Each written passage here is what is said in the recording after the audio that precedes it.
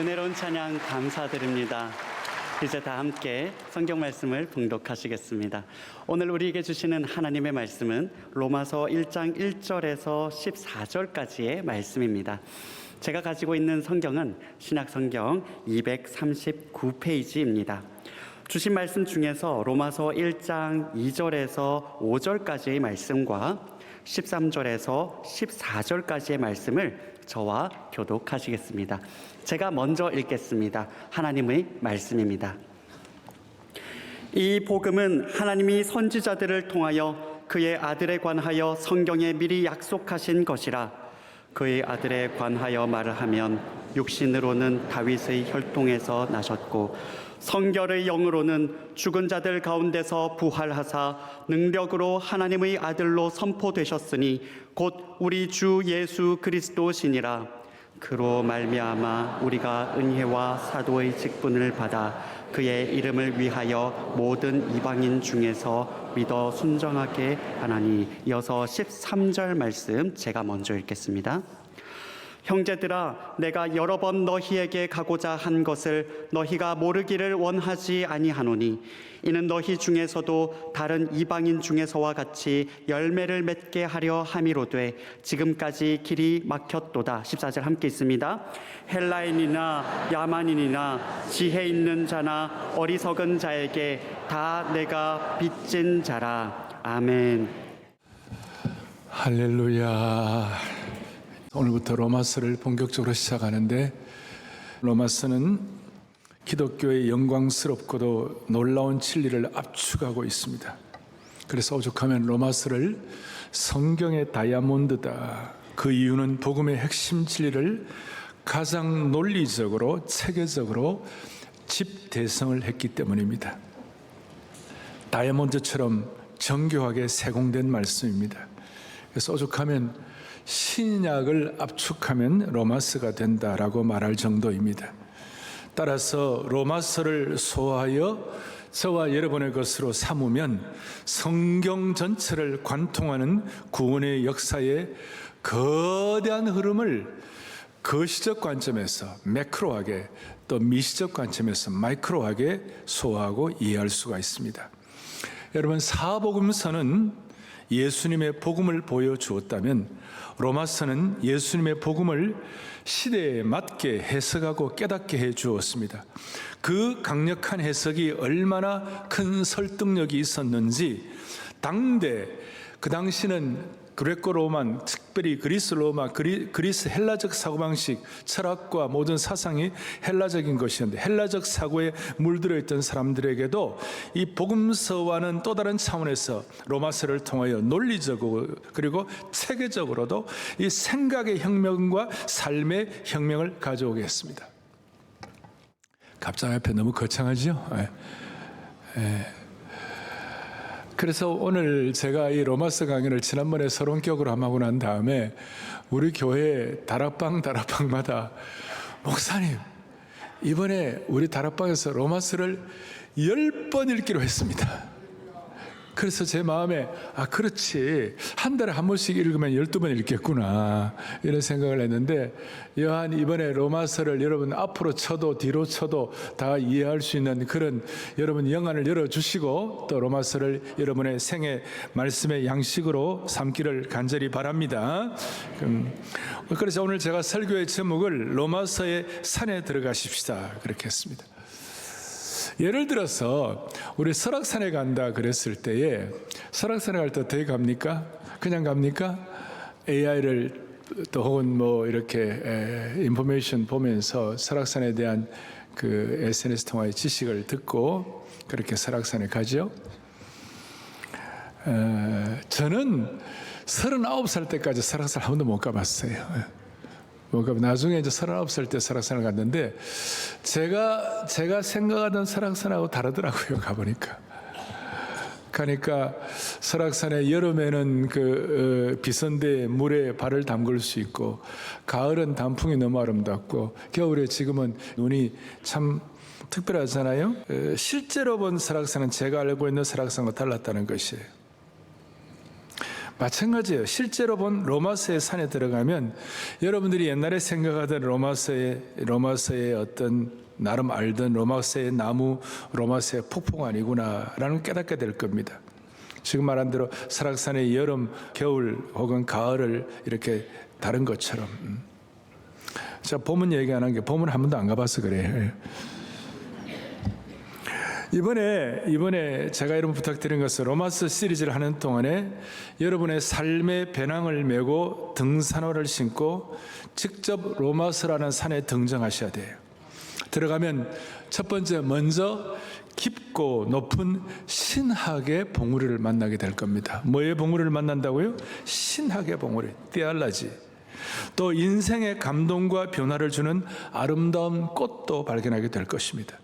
가슴 뛰는 선교의 폭포도 만나고 또 우리에게 수많은 신뢰를 주는 동력자들이라는 튼튼한 바위도 만날 수 있을 것입니다. 우리의 삶을 시원하게 하고 깨끗하게 만드는 눈도 만져보시기를 바랍니다. 한마디로 이전의 선입관을 버리고 좋은 의미에서 로마서를 통하여 신선한 낯섦과 가슴 뛰는 일이 있기를 소망합니다. 자, 이렇게 로마서의 산에 제대로 들어가면 혁명적 삶이 혁명적으로 변화되는 것입니다. 우리가 로마서의 산에 들어가고 혁명적으로 변화되는 이유가 뭐냐? 그 이유는 로마서의 산에 들어가면 먼저 예수 그리스도의 신비한 인격과 마주치기 때문에 그렇습니다. 뭐와 마주친다고요? 인격과 마주친다. 예수 그리스도의 인격에 대해서 특별하게 인격성에 대해서 예수님의 인성이라는 인격, 예수님의 신성이라는 인격에 대해서 아주 신비한 건데 이걸 만나게 되는데 먼저 여기에 대해서는 예수 그리스도의 인격성에 대해서 2절에 이렇게 명료하게 말씀하는 거예요. 2절에 다 같이 보겠습니다.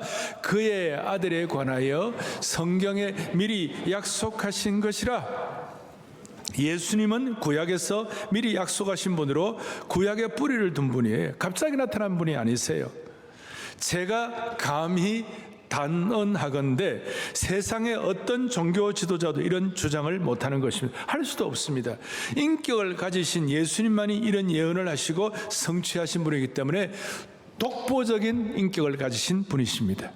여기에 대한 증명을 하겠습니다. 먼저는 3절에 보니까 예수님은 그의 아들에 관해 예수님은 육신으로는 다윗의 혈통에서 나셨다. 그러니까 인성을 지니신 인격자이시다. 그 다음에 4절에 보니까 뭐라고 나와 있느냐? 성결의 영으로는 거룩한 능력으로 우리가 눈을 뜨게 되면 죽은 자들 가운데서 부활하신 것, 이건 인간이 할 수 있는 거 아니에요? 능력으로 하나님의 아들로 선포되셨다. 신성을 가지신 곧 우리 주 예수 그리스도시니라. 예수 그리스도의 인격에 관해서 구약에 선포된 미리 선포된 것 독보적이시고 그 다음에 인성과 신성을 가진 인격적인 분이시다. 다윗의 자손으로 인성을 가지시고 그 다음에 죽은 자 가운데 부활의 능력으로 나타나신 하나님의 아들로 신성을 가지신 분이다. 그러니까 인성과 신성이 결합된 독특한 인격성을 갖고 있다. 바울의 입장에서는 이걸 언제 깨달았는가? 바울이 다마스커스로 가는 말을 타고 가다가 거기서 거꾸로져 가지고 하늘에서 빛이 나오는데 하늘에서 빛이 나오는 놀라운 하나님의 그 신성을 경험하면서 누구십니까? 그러니까 나는 너가 비방하는 예수 그리스도다. 인성을 지신 음성을 가지고 소리를 들었어요. 그 신성과 인성을 가지신 예수 그리스도의 인격과 사도 바울은 만나게 된 거예요. 그래서 우리는 인격적인 주님을 만나면 바울처럼 혁명적으로 변화될 수밖에 없는 것을 믿으시기 바라는 것이에요. 기독교의 독특성은 뭐냐면 인격성인데 만일 예수님을 추상적인 신성이나 도덕적인 이상 정도로만 축소하면 복음은 예수님과의 인격적인 관계가 아니라 개념에 불과하게 되는 거예요. 늘 말씀드리지만 성경에서 말하는 신앙은 추상적인 사상이나 철학적 개념이 아니라 예수님의 인격을 신뢰하는 것이에요. 주님과의 관계가 회복되는 것이에요. 오죽하면 인격성의 이 친밀한 관계를 뒤에 로마서 8장 15절에 뭐라고 말씀하고 있느냐? 양자의 영을, 여러분과 제가 하나님의 인격의 관계가 양자의 영, 자녀가 되어가지고 우리가 하나님을 뭐라고 부른다고요? 아빠 아버지라고 부르질 정도로. 여러분, 자녀와 자식과 아버지의 관계는 이건 뭘 말할 수 없는 인격적인 관계 아닙니까? 아빠 아버지라고. 자녀가 부모와 맺는 가장 친밀하고도 생동감 넘치는 자녀의 관계인데, 따라서 우리가 예수님을 단지 교리적인 세계나 도덕 원리로만 이해한다면 신앙은 이념과 사상으로 전락하게 되는 것입니다. 주님께서는 성경 곳곳에서 예수님의 인격성을 드러내고 있는데, 자, 병든 자를 불쌍히 여기시고 치유하시는, 고통을 공감하시는 인격이신 주님을 믿습니다. 이게 수건을 허리에 두르시고 제자들의 발을 씻기시는 겸손과 온유의 인격임을 우리는 확인하게 됩니다. 나의 원대로 마옵시고 아버지의 원대로 하옵소서라는 이 순종하는 인격, 자기 목숨을 많은 사람의 대성물로 내어주시는, 사랑으로 자신을 내어주시는 인격. 따라서 우리는 이 인격적인 예수님과 교제하면, 이 믿으면 예수님의 인격을 닮아갈 수밖에 없다는 것이에요. 오늘 바울 사도도 이 주님을 신성과 인성으로 만나게 되니까 그의 야비하고도 사람을 때려 죽이고 스데반을 때려 죽이는 그런 인격이 얼마나 놀라운 인격으로 변하느냐. 5절 뒤에 보니까 예수님을 순종하는 인격이 되게 하시고, 또 9절에 보니까 뭐라고 나와 있냐면요, 기도하는 것을 쉬지 않는 인격, 기도에 쉬지 않고 너희를 말할 정도의 인격자로 이렇게 성숙하게 된 것을 믿으시기를 바라는 것이에요. 제가 이렇게 좀 거창하게 처음에 예수님의 인격성을 강조하는 이유가 있어요. 우리가 예수님의 인격을 이렇게 강조하는 이유는 뭐냐면, 만약 우리가 자유주의 신학자들처럼 인본주의적으로 자유주의 신학자들이 되면 예수님의 사역을 심지어 부활조차도 상징적인 사건으로만 개념화시키는 거예요. 그럼 그 속에 인간적인 사상이 확장되는 거예요. 인간적인 지식만 확장되는 거예요. 예수님의 인격성을 약화시키고 와해시킬수록 인간의 사상과 생각이 더 많이 개입하게 되는 거예요. 이게 사탄의 기가 막힌 전략인 줄 믿으시기 바라는 것이에요. 이 좀 어렵지만 이제 제가 더 설명을 하겠습니다. 사랑하는 성도 여러분, 이 세상과 자유주의 신학자들이 예수님의 인격성, 인격이신 예수님을 거부하는 이유가 뭔지 아십니까? 인격이신 예수님과 만나게 되면 인격자이신 예수님 앞에 자신들의 삶이 지배당한다고 생각하는 거예요. 자기들의 어떤 자유주의 신학, 자기들의 신학, 자기들의 사상, 자기들의 철학을 더 강조해야 되는데, 예수님의 인격과 만나면 그분이 주인이 되시면 그분 앞에 우리가 왕자를 내어드려야 되는 것이에요. 왜 다들 가만히 계세요? 예수님을 참된 인격으로 만나면 그분 앞에 우리의 왕좌를 내어드려야 되는 거예요. 그분이 우리의 주인이 되어야 되는 거예요. 그러면 자유주의자들이나 철학을 가진 사람들은 자기들의 신념과 이념이, 자기들의 어떤 그 관념이 훨씬 더 중요하기 때문에, 그걸 강조하기 때문에 예수님의 인격성보다 예수님의 사상, 이걸 더 강조하는 것이에요. 오늘 수많은 자유주의 신학자들이, 심지어 극단적 보수도 마찬가지예요. 자기들의 생각 변할 마음이 없어요. 예수님의 인격과 만나면 극단적이 될 수가 없어요. 사랑하는 형제 자매 여러분, 예수님이 인격으로 오시면 나는 더 이상 내 삶의 주인이 내가 될 수가 없는 것이에요. 그런데 예수님을 추상화하고 어떤 주의, 어떤 이즘, 어떤 주의로만 두게 되면 나는 여전히 내 삶의 왕자를 지킬 수가 있는 것이에요. 그래서 오늘 많은 사람들, 특히 교회 안에 자유주의 신학자들이 예수님의 인격성을 거부하는 겁니다. 여기서 인본주의 신학이 나온 겁니다. 다시 말씀드리지만 극단적인 보수도 마찬가지예요. 저는 보수주의자예요. 저는 아주 사상적, 신앙적으로 아주 보수입니다. 극단적인 보수는 누구 말을 들으려고도 하잖아요. 다시 한번 인격의 기원은 하나님이신 것을 믿으시기 바랍니다. 삼위 하나님이란 삼위의 격이란 삼위의 인격을 갖고 계시다, 그 말이에요. 하나님의 인격, 성자 예수 그리스도의 인격, 성령의 인격, 성령님도 인격이에요. 삼위 인격, 하나님께서 우리를 하나님의 형상으로 지으셨다는 말 자체가 우리를 인격적인 존재로 지으신 거예요. 그래서 오늘 신성과 인성을 통한 신비한 인격을 우리가 깨닫게 되면 신성과 인성의 놀라운 은혜가 여러분들에게 스며들게 되는 것입니다. 이 로마서를 통하여 우리는 많은 우리의 인격이 손상되고 훼손이 되었어요. 그런데 이 놀라운 신비한 인격을 접하게 되면 이 훼손된, 오염된, 우리의 잘못된, 우리의 어떤 많이 찢어진, 많이 상처받는 쓴뿌리가 된 이런 인격들이 회복이 되기 시작하는 것이에요. 그러니까 예수님의 신성과 인성의 인격을 만나면 우리는 죄로부터 자유하게 되는 것이에요. 그리고 죽음도 극복할 수가 있는 것이에요. 왜냐하면 신성을 통하여 죽음도 극복하게 하시고, 그 다음에 인성을 통하여 우리가 지금 당하는 고난이나 고통의 짐에서 벗어날 수 있는 눈을 열게 되는 겁니다. 예수님께서도 인간으로 나와 같은 고난이나 고통을 당하신 줄로 우리는 믿습니다. 그래서 지금 나의 고난과 고통이 나를 올가매는 것이 나의 문제가 아니라 오히려 주님의 인격과 부딪히게 될 때 그것이 오히려 회복으로 가는 디딤돌이 될 수가 있는 것입니다. 그리고 내가 갖고 있는 태생적 혹은 후천적인 약점과 어려움에 얽매이지 않을 수가 있어요. 인격을 만나면 소위 이미 결정된 거 가지고 내 인생을 낭비하지 아니하고, 예수님께서도 완전한 인간으로서 우리의 약점과 어려움을 이해하고 계시기 때문에, 나의 약점을 공감하시기 때문에, 나의 문제의 짐을 지시고 계시기 때문에, 그걸 믿기 때문에 다시 시작하고 일어설 수 있는 힘을 얻게 되는 것입니다.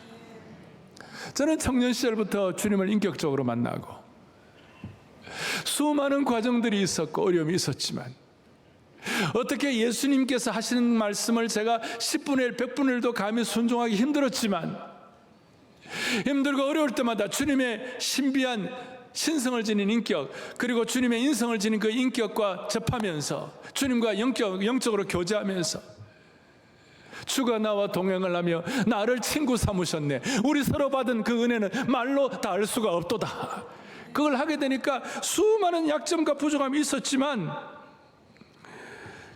인격자이신 주님과의 교제를 통하여 주님의 불쌍히 여기심과, 그래도 아무것도 아니지만 주님이 이뻐해 주시고,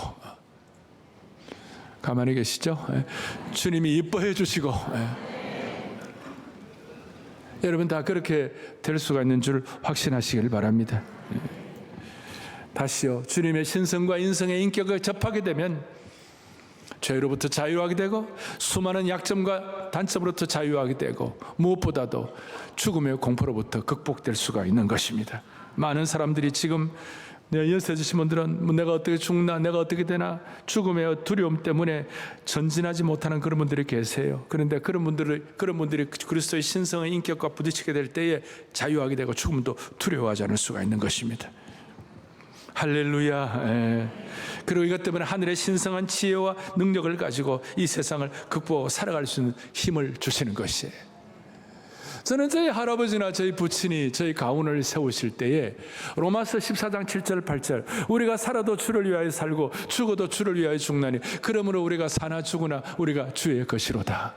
이걸 우리 선대부터 주님과 인격적으로 만나니까 이거 집에 가훈 딱 해가지고 1, 2, 3, 4 하는데 주제 말씀 로마서 14장 7절 8절 거기서 파생되어 가지고 빌립보서 4장 13절 바울이 깨달았던 내게 능력 주신 자 안에서 내가 모든 것을 할 수 있느니라. 우리가 어떻게 모든 걸 할 수 있습니까? 우리가 초라한 존재고 오염된 존재고 훼손된 존재고 쓴뿌리가 있는 존재인데, 그런데 주님의 신성과 인성을 이렇게 만나게 되면 무슨 일이 벌어지는가? 내게 능력 주신 자 안에서 내가 모든 것을 할 수가 있느니라. 하나님이 주시는 음성을 들어야만 할 줄로 믿는 것이에요. 자, 이렇게 될 때, 그의 인격성을 믿을 때 우리에게 놀라운 일이 하나 일어나는 것입니다. 그것이 뭐냐? 예수 그리스도의 인격과 만나면 선지적 사도성을 지닌 자가 되는 겁니다. 제가 말씀 하나를 다 풀어가지고 이걸 결론적으로 설명을 해야 되는데 제가 그럴 시간이 없어요. 그러니까 예수 그리스도의 인격과 만나면 뭐가 된다고요? 선지적 사도성을 가진 자. 이게 영어로 말하면 prophetic apostleship인데, 이게 이제 여러분들 이제 지금부터 이해를 하셔야 돼요. 앞으로 로마서를 할 때 이것이 여러분들이 처음으로 이제 신학적 이 사도의 이 로마서의 첫 번째 신학적 고봉에 여러분들이 올라가기를, 이 신학적 고봉과 만나는 것이 여기서. 자, 그리스도의 인격과 부딪혔을 때 우리가 받은 열매가 있다면 그것이 바로 사도성이라는 것이에요. 주님의 신비한 신성과 인성의 인격을 만나면 모든 성도들은 사도성을 가지게 된다는 거예요. 그 사도성을 가질 때 그 예언자적 사도성, 어떤 그 예언적 또 선지적인 미리 분별할 수 있는, 앞날을 볼 수 있는 안목과 그 다음에 사도성이 갖는 어떤 철저한 어떤 실행력, 어떤 추진력, 이런 걸 갖게 되는 것이에요. 이거 무슨 뜻인가 하면, 자, 1절에 보니까 바울이 이렇게 나와 있어요. 뭐라고 나와 있냐면, 예수 그리스도의 종 바울은 뭐로 부르심을 받았다고요? 사도로 부르심을 받아 복음을 위하여 택정함을 입었다. 오늘 저와 여러분들은 바울처럼 사도로 부르심을 받은지 그건 잘 모르겠지만 우리 모두가 다 하나님의 복음을 위하여 택정함을 입은 줄로 믿습니다. 예. 자, 이걸 좀 더 쉽게 설명을 하면 5절에 이렇게 나와 있어요. 뭐라고 나오냐? 그로 말미암아 우리가 은혜와 사도의 직분을 받아 그의 이름을 위하여 모든 이방인 중에서 믿어 순종하게 되었다. 오늘 이 예배에 참석하신 모든 성도들, 방송으로 듣는 모든 분들, 별관에서 듣는 모든 분들, 모든 SNS로 들어오시는, 유튜브로 들어오는 모든 분들, 한마디로 말하면 여러분들과 저는 우리가 안에 포함되는 줄 믿으셔야 되는 거예요. 그로 말미암아 바울이 아니라 우리는 거기에 바울과 함께하는 팀들이에요. 복음의 팀들이에요. 그 팀들이 은혜와 사도의 직분을 받았다. 이 사도의 직분이라면 사도의 기능을 받았다. 정확한 번역은 사도의 역할을 받았다. 오늘 우리 교회식으로 말하면 사도성을 계승하게 되는 것이다. 그러니까 우리는 모두가 다 오늘 사도 바울의 이 말씀을 깨달은 모든 성도들은 여러분들과 저는 우리 모두는 사도성을 가지고 사도의 직분을 받은 줄 믿으셔야 되는 것이에요. 그러니까 사도직 자체는 계승이 안 되지만 사도성 자체는 계승이 되는 것인데, 따라서 예수 그리스도의 인격을 믿는 우리에게 사도성을 주신 목적이 뭘까요? 그것은 바로 8절에 이와 같이 나왔어요. 8절에 너희 믿음이 온 세상에 뭐예요? 전파됨이로다. 생명력 넘치는 사도성을 지닌 그리스도인들을 통하여, 이 그리스도인들을 통하여 복음이 선포되는데 거기서 자연스럽게 나타나는 것이 하나님의 은혜가 선포되는 줄로 믿습니다. 많은 한계가 극복된다는 것이에요. 자, 이걸 이제 전체적으로 제가 크게 말씀을 드렸고 이걸 이해하도록 제가 이제 설명을 드리겠습니다. 이 로마서는 사도 바울이 늦게 쓴 성경이에요. 로마서 일찍 사도 바울이 쓴 성경이 뭐냐면 갈라디아서라든지 고린도서라든지 데살로니가서라든지 좀 일찍 썼어요. 그런데 예를 들어서 갈라디아서다, 데살로니가서다, 그 다음에 고린도서다, 이런 성경은 바울이 거기 가서 전도를 하고 그 다음에 양육을 하고 그러면 다시 이제 이 갈라디아다, 에베소다 이런 지역들 보면 어떤 일이 벌어지는가 하면 그거는 소아시아 지역인데 나중에 바울이 마게도냐 환상을 보고 지금으로 말하면 그리스로 넘어갔어요.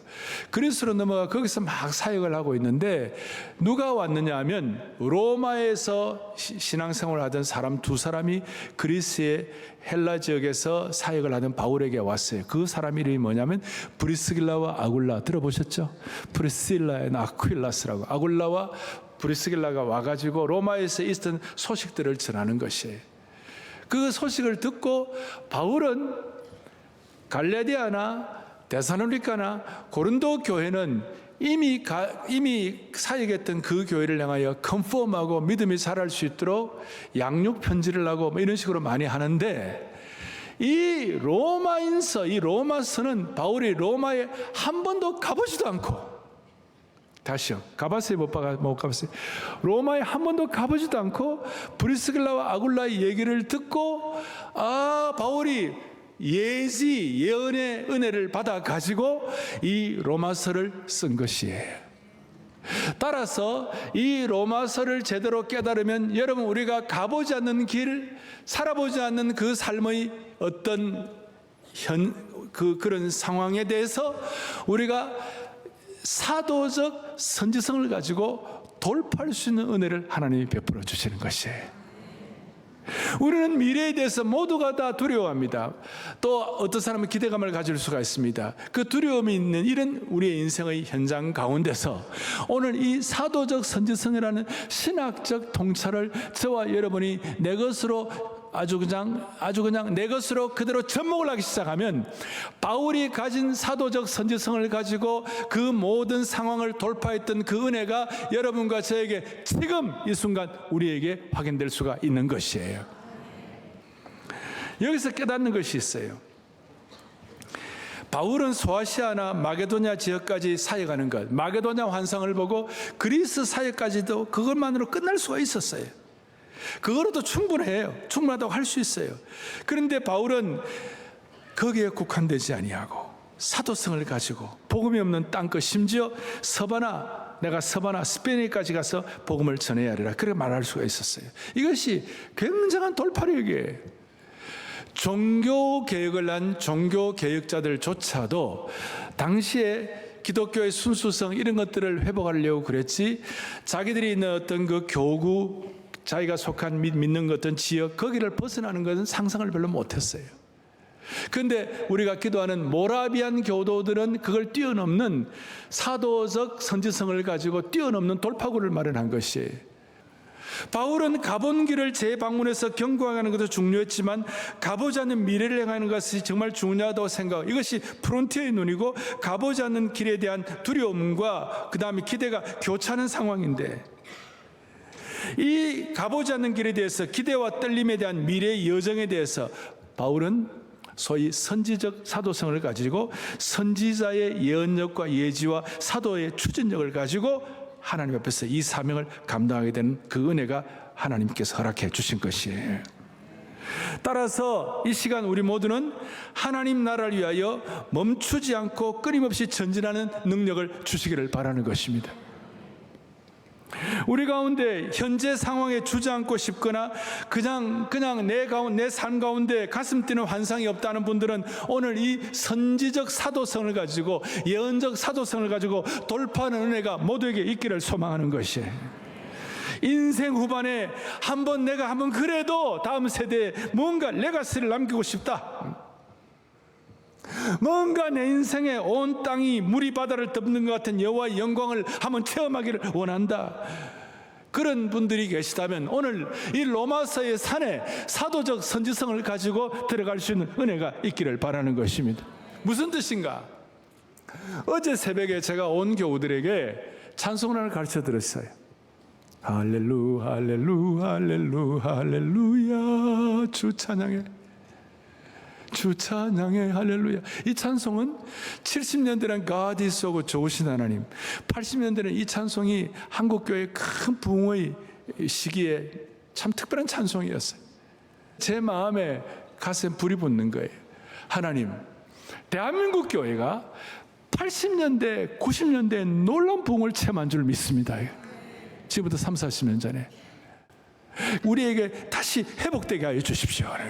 그 마음이 생기는데, 자, 할렐루 할렐루 할렐루 할 때 할렐루 할 수 있는 상황이 아니에요. 지금 갈등과 분열의 상황이에요.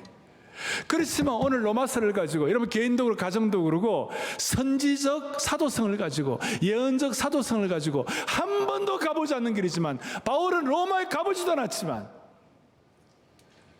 하나님께서 바울에게 주신 영적인 계시와 능력을 가지고 이런 놀라운 말씀을 가지고 우리에게 주셨다면, 이 말씀이 오늘 우리에게 정말 삶의 나침반이 되었으면 좋겠다는 것이에요. 저는 여러분들에게 강조하고 싶어요. 여러분, 사도 바울이 경험했던 그 시대보다 지금 우리가 훨씬 나아요. 아멘. 무슨 말이냐? 사도 바울은 성경 전경도 없었어요. 66권 전경 없었어요. 시대적 어떤 상황과 그 어려움들이 얼마나 많은지 우리는 이 말씀 제대로 깨달으면 우리는 사도 바울이 가졌던 그 은혜와 능력을 우리는 그 이상 가질 수가 있는 것이에요. 사도 바울보다도 저와 여러분들은 말씀과 성령과 은혜의 환경이 더 좋다 이 말이에요. 그러면 사도 바울이 가졌던 그 prophetic apostleship, 사도 바울이 가졌던 선지적 예언성을 가지고 가보지도 않았지만, 해보지도 않은 길이지만, 심지어 개혁자들, 종교개혁자들조차도 자기 그 테두리에만 있겠다는 어떤 마게도냐 환상으로만 끝날 수도 있지만 로마까지 가겠다는 그 마음을 가지고 시대를 새롭게 한 은혜가 오늘 사랑교회 모든 성도들 한 분 한 분 있기를 바라는 것이에요. 그 어제 우리가 할렐루 할렐루 하면서 할렐루는 찬양한다 그 말이에요. 야는 야훼 하나님을 찬양하는 거예요. 그 구약을 몽땅 다 한편으로 딱 한마디로 말하면 할렐루야예요. 여러분, 어려워도 할렐루 할렐루 할렐루야, 주 찬양, 이 찬송하면 하나님이 여러분들의 삶에 선지적 사도성을 가지고 돌파하도록 만들어 주실 것입니다. 놀라운 일들을 경험하게 될 거예요. 그러면 이 선지적 사도성을, 그 그리스도를 인격적으로 만나고 선지적 사도성을 가진 사람들이 적용해야 할 것이 있습니다. 그것이 뭐냐? 은혜의 비대칭성을 깨달아 빚진 자의 심정을 갖게 된다. 이게 무슨 뜻인가? 오늘 14절에 다 같이 다시 한번 합독하겠습니다. 같이 보겠습니다. 헬라인이나 야만인이나 지혜 있는 자나 어리석은 자에게 다 내가 뭐예요? 다 내가 빚진 자라. 자, 주님을 인격적으로 만나면 내가 회개한 양보다도 주님이 용서하신 깊이가 더 큰 줄로 믿습니다. 내가 헌신한 시간보다 주님이 나를 위해 내어주신 생명이 훨씬 크다는 사실을 느끼게 되는 것입니다. 그리고 그걸 깨닫는 순간 내가 받은 은혜는 너무 커서 도무지 갚을 수가 없구나. 이때 생기는 마음이 빚진 자의 심정이에요. 오죽하면 로마서 3장 24절에 뭐라고 되어 있는가? 함께 보죠. 그리스도 예수 안에 있는 속량으로 말미암아 하나님의 은혜로 값없이 의롭다 하심을 얻은 자가 되었느니라. 아멘.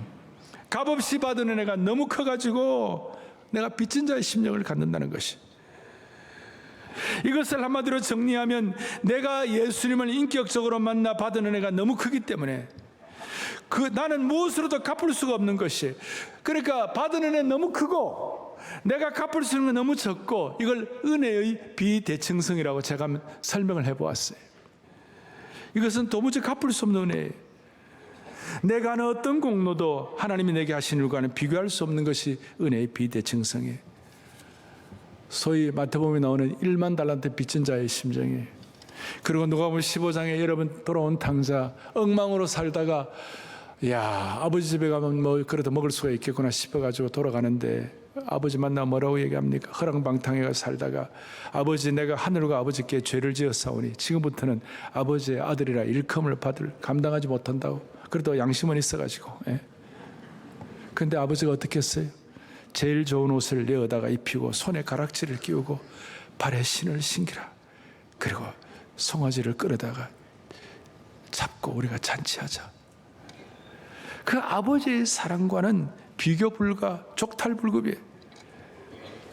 그때 탕자가 아버지가 내게 주신 은혜는 내가 도무지 갚을 수가 없구나. 이게 은혜의 비대칭성이에요.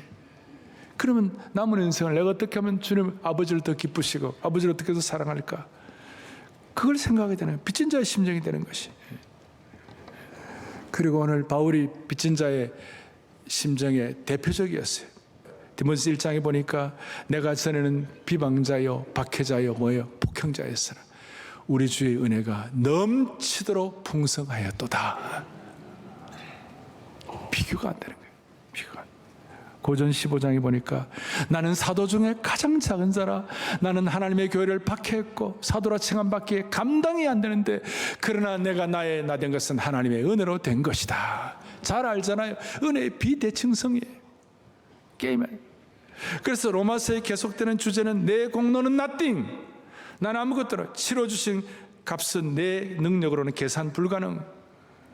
박해자였던 내가 사도가 되었다는 것이 얼마나 소위 선지적 사도성에 눈을 뜨고 사명자가 된 것이, 그래서 가보지 않는 로마를 향하여 가겠다는 그 돌파하는 능력을, 추진력을 받게 된 것입니다. 그래서 다시 한번 14절에 오늘 요절인데 헬라인이나 야만이나 지혜 있는 자나 어리석은 자에게 다 내가 뭐한 자라? 빚진 자라.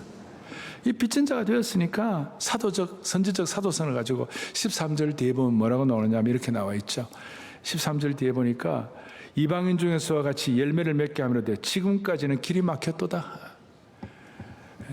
길이 막혔지만 그 막힌 길을 뚫어버리는 선지적 사도성을 확보한 은혜를 하나님이 허락해 주신 줄로 믿습니다. 그러니까 빚진 자의 심정을 갖게 되면 무슨 일이 벌어지는가? 은혜의 비대칭성을 깨닫고 빚진 자의 심정을 갖게 되면 거룩한 책임감을 갖게 되는 거예요. 강박관념을 갖게 되는 거예요. 빚진 자의 심정을 갖는 거예요. 야, 내가 빚진 자구나. 어떤 책임감이냐? 여러분, 암이 걸린 사람이 있는데 이 약만 먹으면 암이 낫는다. 그래서 그 약을 먹었는데 암이 나와버렸어요. 그런데 똑같은 병이 걸린 다른 암 환자가 이제 힘들어 있는데 그 암 환자에게는 자기만 낫고 그 암 환자에게 자기가 낳은 약을 소개 안 해준다면 그게 인간성이 제대로 된 거예요, 안 된 거예요? 그 인격적으로 문제가 있는 사람이에요. 안 나눠주면 그 비인격자예요. 어떤 사람이 큰 눈폭풍을 만났어요. 만나가지고 둘이서 같이 가다가 쓰러졌어요. 뭐 어떻게 살 길이 없어. 뭐 완전히 그 눈 쓰러졌어요. 그런데 한 사람이 어쩌다가 좀 더 가보니까 한 50m, 70m 더 가보니까 거기에 피난처가 있어요. 피난산에 들어가 보니까 따뜻한 불을 피울 것도 있고 뭐 임시 먹을 것도 있고 다 있는 거예요. 그러면 자기가 혼자 안에 들어가 가지고 자기만 불을 쬐고 자기만 냠냠하면 그게 인간적으로 괜찮은 인간입니까? 70m 좀 떨어져 있는 그 사람한테 빨리 가가지고 그 사람을 끌고 와가지고 같이 살아야죠. 사막에서 물이 떨어져가지고 완전히 그냥 메말라가지고 죽기 직전인 사람이 다 쓰러져 있는데 어떤 한 사람이 다 보폭을 해가 좀 더 가보니까 오아시스가 있는 거예요. 시원한 물을 마셨는데 자기만 살고 그 목이 말라가지고 죽어 있는 사람을 안 간다면 그 말이 안 되는 거예요. 오늘 내가 빚진 자라는 것은 이런 심정이에요. 거룩한 부채의식이에요. 인간이 생명의 처소, 생명수를 발견했다면 알려야 되는 것이. 우리가 세계복음전맹총회 WE를 한 이유가 뭐예요? 나중에 하도 뭘 모르는 사람이 하도 공격하려고 그러니까 제가 제 자신을 돌아보았어요. 주님이 이 일을 통하여 한 영혼이라도 구원받게 하여 주십시오. 그렇게 마음을 먹고 우리가 서울 선언을 하기까지 그런 은혜를 하나님이 돌파할 수 있도록 은혜를 주신 주님을 찬양하는 것이, 우리가 그리스도의 인격과 부딪혀서 선지적 사도성을 갖고 은혜의 비대칭성을 깨달으면 빚진 자의 심정이 되고 거룩한 부채의식, 거룩한 책임심을 갖는 줄로 믿습니다. 이게 로마서가 주는 선물이고 앞부분에서 우리가 깨달아야 할 감동이라고 생각하는 겁니다. 그래서 바울은 지금 우리에게 권면합니다. 오늘 여러분 로마서의 산에 들어와 있습니다. 어떤 분들은 산에 들어와 있지만 너무 피곤해갖고 지금 졸고 계시는 분도 계세요. 누워서 잠들어 있는 분들 계세요. 또는 자포자기해가지고 넋놓고 있는 분도 있어요. 이런 분들에게 지금 빚진 자의 심정으로 우리가 뭘 나눠줘야 돼요? 뭘 나눠줘야 합니까? 11절에 어떤 신령한 은사를 너에게 나눠주어 너희를 견고하게 하려 하겠다. 여기 신령한 은사는 뭐 방언, 예언, 치유 그런 은사가 아니라 복음에 대한 분명한 가르침, 사도적 권면, 선지적 사도성을 의미한다고 할 수 있습니다. 사도 바울은 거룩한 책임을 가지고 거룩한 강박관념을 가지고 나는 빚진 자라. 그래서 이 복음을 선포하기를 원하고 견고하게 하기를 원하고, 이걸 통하여 바울은 그의 인격이 성숙하고 하나님이 쓰시는 사람이 되었고, 그런 의미에서 오늘 첫 번째 신학적 고봉, 선지적 사도성, 주님의 인격과 만나가지고 우리 모두가 다 성숙하는 은혜가 있기를 축복합니다. 그리고 성숙한 자는 무슨 심정을 갖는다고요? 빚진 자의 심정을 갖는다. 다 여러분 성숙하기를 바라는 겁니다. 예수 처음 믿으면 모두가 다 어린아이입니다. 어린아이 성도들이 많아요. 어린아이는 인격적으로 성숙할 수가, 행동할 수가 없습니다. 어린아이처럼 무지막지한 어린아이가 어디에 있습니까? 아이가 태어나면 자기만 알아달라고 아무것도 안 합니다. 기저귀도 안 갑니다. 스스로 생각도 없습니다. 밤새도록 울고불고 난립니다. 어린아이는 무례하게 짝이 없습니다. 아버지 오셨습니까? 절대 안 합니다. 할아버지는 안중에도 없습니다. 어린아이는 부모도 못 알아보고 할아버지도 못 알아보고 배려심도 없고, 어린아이들 교회 안에도 수두룩합니다. 예의가 있다면 누가 손님이 오면 그래도 몸 밖에까지, 그리고 좀 더 높여야 할 분들 주차장까지 내려가고 인사하고, 좀 더 차 가는 거 앞에 차 떠나도 뒤에서. 여러분, 이게 성숙한 증거예요. 애들은 지만 합니다. 지만. 무리하게 짝이 없는 것입니다. 그러나 영적으로 자라게 되면 초등학교 5학년만 되더라도 거룩한 빚진 자의 심령을 갖고 자기만 알던 어린아이가 자기 반에 있는 아이들에게 복음을 전하게 되는 겁니다. 여러분 모두가 다 로마서의 산에 올라가가지고 누워있거나 자포자기 하지 말고 성숙하기를 바라는 것입니다. 이렇게 될 때 성숙의 도미노 현상이 일어나고 변화의 도미노 현상이 일어나고 우리 온 교회, 또 한국교회 이 도미노 현상이 일어나가지고 한국교회 다시 80년대의 부흥으로 돌아갈 수 있도록 은혜를 주실 것입니다. 그리고 빚진 자의 심정을 가지고 제가 한 40년 전부터 35년 40년 전부터 늘 얘기한 것이 있어요. 서구교회 100년 빚진 것을 한국교회가 100년 동안 앞으로 서구교회 갚게 하여 주십시오. 우리 교회가 세계 복음주의교회 연맹총회를 하고 이런 거 다 서구교회 빚 갚는 것이에요. 이번 로마서의 주제를 우리가 복음의 빚진 자로, 그래서 오늘 이 말씀의 능력과 위험 앞에 우리가 겸손히 무릎을 꿇기만 하면 모든 것이 새로워지고 선지적 가능성을 가지고 다시 돌파할 수 있도록 은혜를 하나님께서 한 분 한 분에게 맞춤형으로 허락해 주시리라고 믿습니다. 기도하시겠습니다. 하나님 아버지 감사합니다. 오늘 우리 모두가 다 로마서의 산에 함께 등장하는 동안에 이 말씀 한 절 한 절이 우리의 삶을 송두리째 변화시키는 혁명적인 말씀이 되게 하여 주옵소서. 새 창조의 역사가 우리 가운데 나타나게 하여 주시기를 원합니다. 이번 한 주간 이 로마서의 말씀을 읽고 묵상하고 적용하는 가운데 지금도 살아계셔서 우리와 함께 호흡하시는 예수님을 인격적으로 동행하고 교제하고 다음 주일날 해와 같이 빛난 얼굴로 만나게 하여 주시옵소서. 그리고 어려운 가운데서도 주님이 주신 안목을 가지고 미래를 바라보고 현재의 삶이 어떤 형편에 있든지 간에 할렐루 할렐루 이 찬송 10번 20번 30번 하면서 수많은 난관들을 극복하는 선지적 사도성을 지닌 압도적인 복음의 일꾼으로 삼아 주시옵소서. 우리의 남은 인생 은혜의 비대칭성을 감사하게 하시고 우리를 통해 하나님 나라가 확장될 수 있도록 쓰임받는 우리 모두가 될 수 있도록 은혜 주시기를 원하옵고 우리 주 예수 그리스도 이름 받들어 간절히 기도 올리옵나이다. 아멘. 예수 알기 원하네.